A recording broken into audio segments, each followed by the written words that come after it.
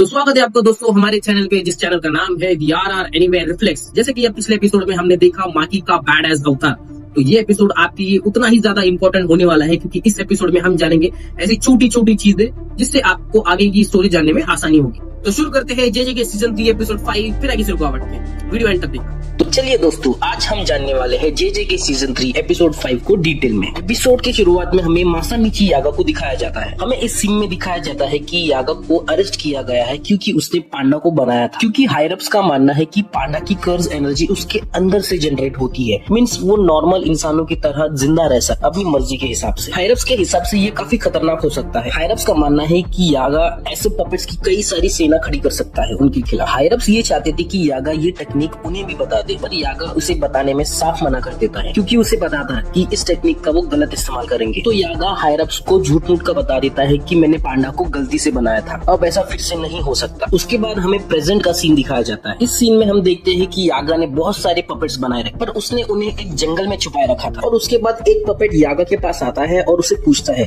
कि आज तुम्हारा मूड कुछ ठीक नहीं लग रहा। उस पर यागा उन्हें बोलता है कि मैं कई दिनों तक तुम्हें मिलने नहीं आ पाऊंगा, पर फिर भी तुम्हारा ख्याल रखा जाएगा क्योंकि उस जंगल को मास्टर टैंगन प्रोटेक्ट करते हैं। और वो बोलता है कि तुम्हारी मदर भी तुम्हें मिलने आया करेगी। और सभी पपेट्स यागा को बाय करते हैं और ये बोलते हैं कि वो उन्हें मिस करेंगे। नेक्स्ट सीन में हमें पांडा दिखाया जाता है, जिसको अब हायरप्स ने पकड़ रखा है। हायरप्स को ये पता होता है कि पांडा के लिए यागा यहाँ पर जरूर आएगा, पर कासुकाबे पांडा को रिहा कर देता है। वो बोलता है कि यागा ने मुझ पर एक एहसान किया था, मैं उसी का एहसान चुका रहा हूँ। एक्चुअली कासुकाबे की एक बहन है, उसका बेटा ताकेरू, जो कि अब इस दुनिया में नहीं रहा। इस बात से उसकी बहन को बहुत बड़ा सदमा लगता है और वो ठीक से चल भी नहीं सकती। तो यागा ने उसके लिए एक पपेट बनाया था जिसमें उसने ताकेरू की सारी इंफॉर्मेशन फिट कर दी थी। इसकी वजह से वो बिल्कुल ताकेरू की तरह ही बात करने लगा था और ये देखकर उसकी बहन सदमे से बाहर आ गई थी और वो इस पपेट को गले से लगा देती है। तब यागा बोलता है कि तुम लोग इस पपेट को यहाँ से नहीं ले जा सकते क्योंकि हायरप्स को इसके बारे में उन्हें पता चल जाएगा। वो कहता है कि तुम्हारी बहन इस जंगल में इस पपेट को मिलने आ सकती है।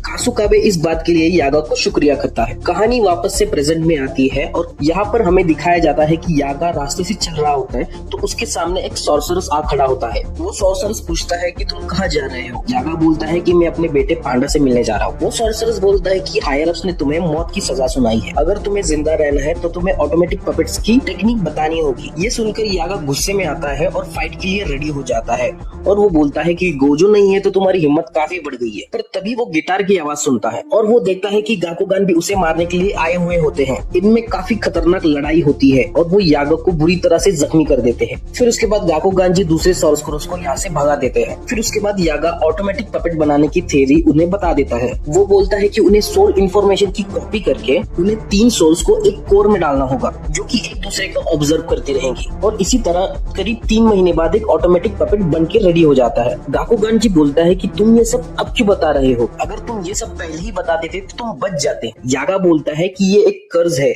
जो मैं तुम्हें दे रहा हूँ। और तभी हम पांडा को देखते हैं, वो भागते हुए आता है और वो देखता है कि उसने काफी देर कर दी, उसके पिता की वहाँ पर मौत हो गई है। वो भागकर अपने पिता के पास जाकर उसके गले लगता है। तब गाकुगान जी बोलता है कि तुम्हें गुस्सा नहीं आ रहा, क्या तुम मुझे नहीं मारोगे, मैंने तुम्हारे पिताजी को मार दिया, क्या तुम मुझसे लड़ने नहीं वाले। पांडा बोलता है कि मैं औरों की तरह नहीं हूँ, मुझे पता है कि यागा के साथ तुम्हारी कोई दुश्मनी नहीं थी, तुम बस ऊपर के रूल फॉलो कर रहे थे।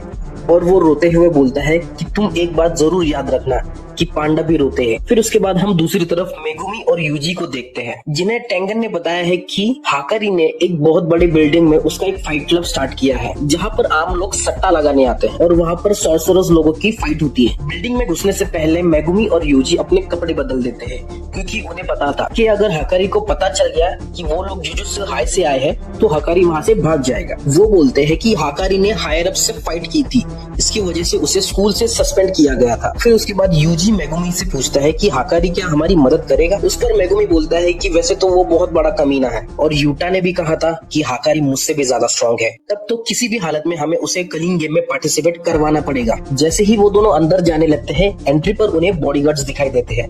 बॉडीगार्ड्स उन्हें बोलते हैं कि ये बच्चों की खेलने की जगह नहीं है, यहाँ से दफा हो जाओ। तब मेगुमी उन बॉडीगार्ड्स को जवाब देता है कि हम यहाँ फाइट के लिए आए हैं। तभी बॉडीगार्ड उसे मुक्का मारकर डराने की कोशिश करता है। मेगुमी जगह से हिलता भी नहीं है। तब बॉडीगार्ड उन्हें बोलता है कि फाइट क्लब का पहला रूल है कि फाइट क्लब के बारे में किसी को नहीं बताना। मेगुमी बोलता है मुझे जिस फाइटर ने बताया था मैं तो उसे मार चुका हूँ, अब मैं उसकी जगह पर फाइट करने आया हूँ। तभी उस फाइटर को किसी का कॉल आता है और वो बोलता है कि बॉस मान चुके हैं। बॉडीगार्ड बोलता है पर लेकिन एक शर्त है, फाइट में तुम नहीं तुम हिस्सा लोगे। बॉडीगार्ड का कहने का मतलब था मेगुमी नहीं यूजी हिस्सा लेगा। मेगुमी तभी समझ जाता है कि उनका बॉस हाकारी होगा।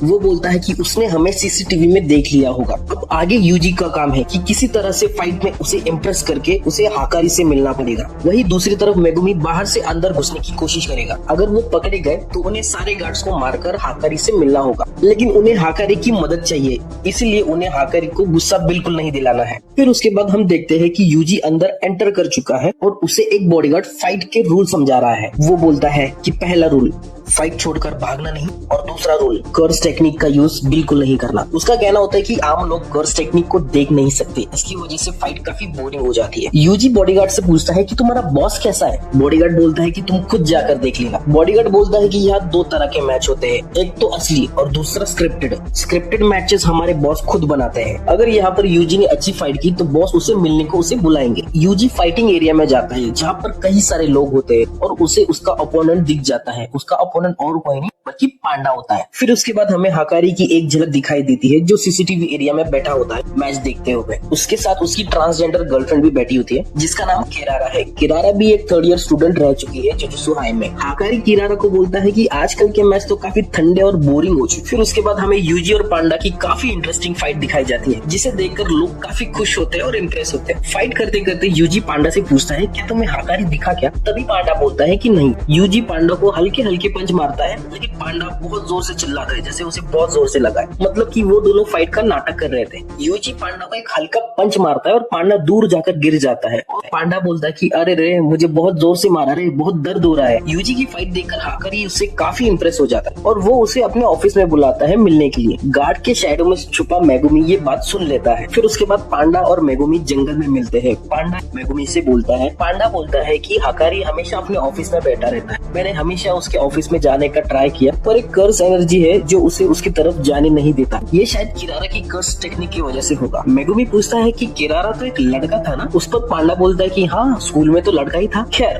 अब सब यूजी के हाथ में है। पांडा कहता है कि यूजी की पर्सनैलिटी हाकारी को जरूर पसंद आएगी मगर यूजी ढंग से झूठ नहीं बोल सकता। इसी डर से वो प्लान करते हैं कि जब यूजी हाकारी से मिलने के लिए उसके ऑफिस में जाएगा तब ये बाहर सभी गार्ड्स को सुला देंगे। बस दिक्कत किरारा की टेक्निक है। उधर यूजी और भी मैचेस जीतता है और उसे हाकारी अपने ऑफिस में बुलाता है। हाकारी यूजी से पूछता है कि तुम दिन में 1 घंटा काम करके महीने के 10,000 येन कमाना चाहते हो। यूजी पूछता है कि काम क्या करना है। हाकारी बोलता है कि तुम्हें 20,000 येन पे करके ये कोर्स खरीदना होगा। यूजी बोलता है ये तो सरासर स्कैम है। हाकारी मजे में बोलता है सही खा, ये एक जाना माना स्कैम है जिसमें एक आदमी खुद अमीर होने का नाटक करता है और वो बोलता है कि अगर तुम्हें भी अमीर होना है तो मेरा कोर्स खरीद लो। पर काफी मूर्ख लोग होते हैं जो इसमें फंस जाते हैं। वो बोलता है कि इसका रीजन है गर्मी। सबके अंदर गर्मी होती है अमीर बनने की। अगर जेब में पैसे नहीं है तो लोग प्यार भी नहीं करते। और हाकारी बोलता है कि ये गर्मी मुझे बहुत पसंद है। वो बोलता है कि मेरे हिसाब से गर्मी का मतलब है गैम्बलिंग। दुनिया में सभी लोग जुआ खेलते हैं पर बुरा वही उन्हें बताते हैं जिन्हें हारने से डर लगता है। हाकारी के हिसाब से जुआ ही जिंदगी है। उसका सपना है कि वो उसके फाइट क्लब को पूरी दुनिया में फेमस करना चाहता है ताकि सब लोगों की गर्मी उसके कंट्रोल में हो। कर्स पीरियड्स के बारे में वैसे आम जनता को भी पता चल गया है और जुजुत्सु सॉर्सरर्स की तो फटी पड़ी है। यही मेरे लिए सबसे अच्छा मौका है